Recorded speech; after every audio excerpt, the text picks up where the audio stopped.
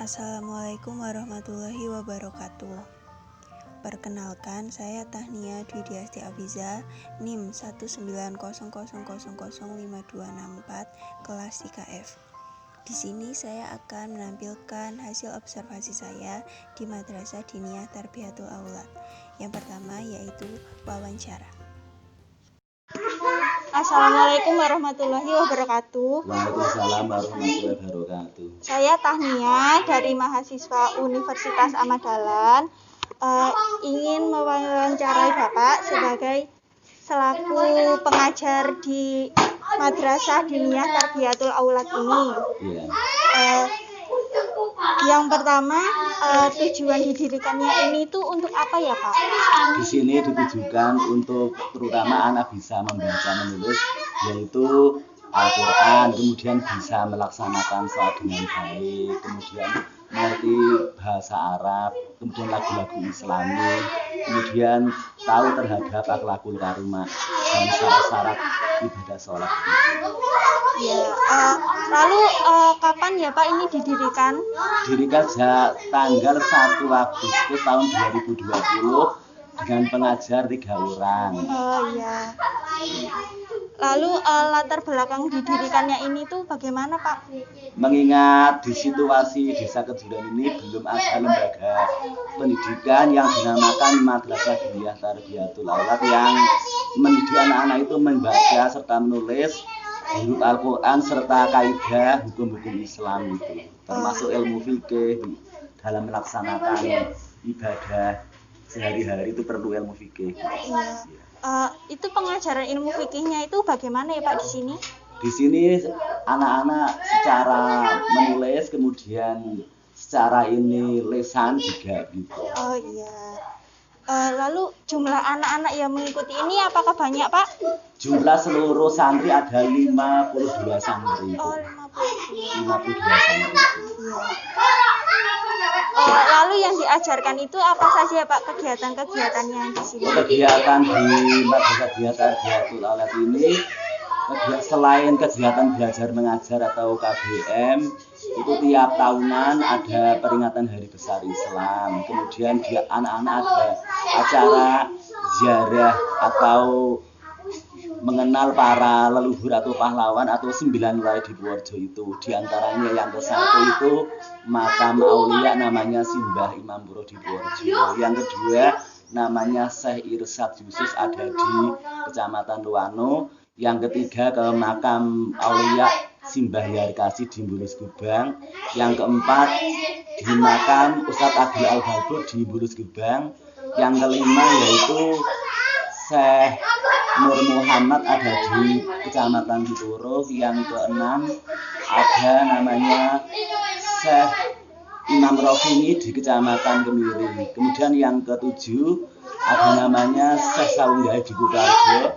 Yang ke-8 ada Syekh Abdul Jalal di Awawi Ngombor. Yang ke-9 Syekh Hasan Muhammad di Kecamatan Bagan. Itu untuk mengenalkan perjuangan Islam sejarah di Kabupaten Purworejo.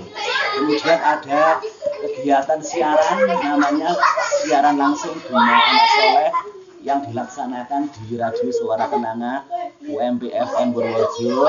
Kami pernah menyiarkan pada tanggal 30 Agustus tahun 2020 dengan tema yaitu siaran gema anak soleh yang berbudaya Islami, diikuti oleh 12 anak itu. Kalau untuk ziarahnya sudah terlaksana Pak? Kalau ziarahnya ini belum dilaksanakan, tetapi ini rencana di bulan Januari. Begitu ya.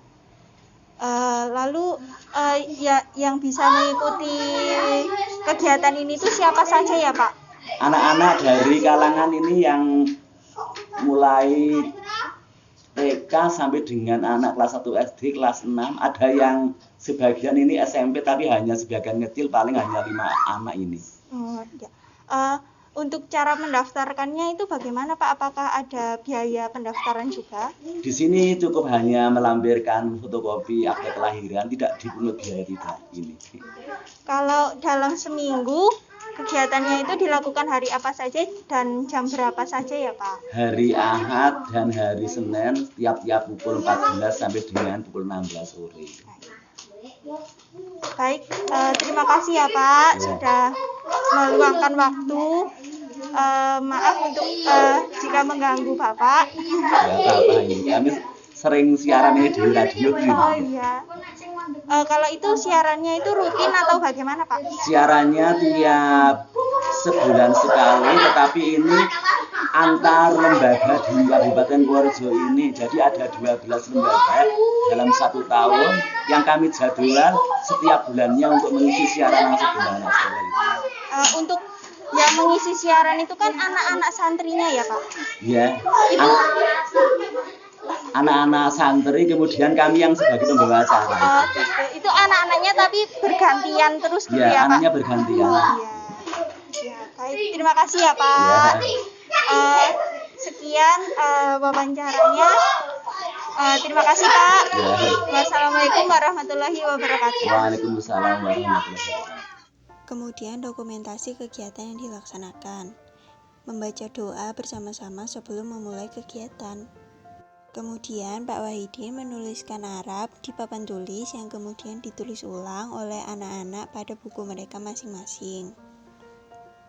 Setelah selesai menuliskan, buku tersebut disetorkan kepada Pak Wahidin untuk dinilai dan diperiksa kembali. Setelah semuanya selesai menulis, tulisan Arab yang di depan yang di papan tulis dibaca bersama-sama. Kemudian ada beberapa anak yang maju ke depan untuk membacakan kembali tulisan Arab yang ada di depan. Kegiatan selanjutnya yaitu membaca Iqra dan Al-Quran. Anak-anak mengantri untuk belajar mengaji.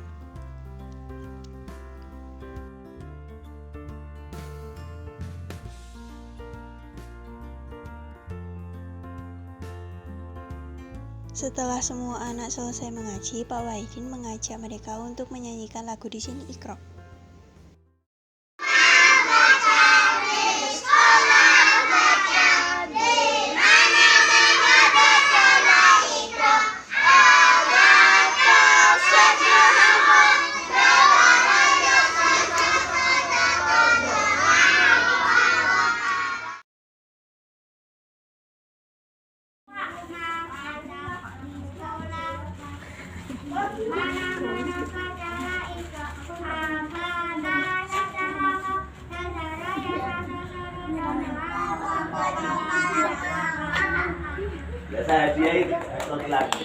Selanjutnya menyebutkan angka 1 sampai 10 dalam bahasa Arab.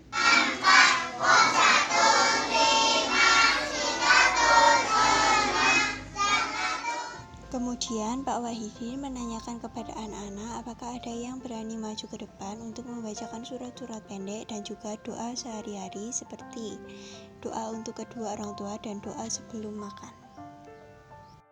Kemudian Pak Wahidin menunjuk salah satu anak untuk menyanyikan himne Madinah. Kemudian Pak Wahidin memanggil satu persatu anak untuk maju ke depan untuk mengambil makanan yang sudah disediakan. Setelah semuanya selesai, mereka membaca doa selesai belajar secara bersama-sama.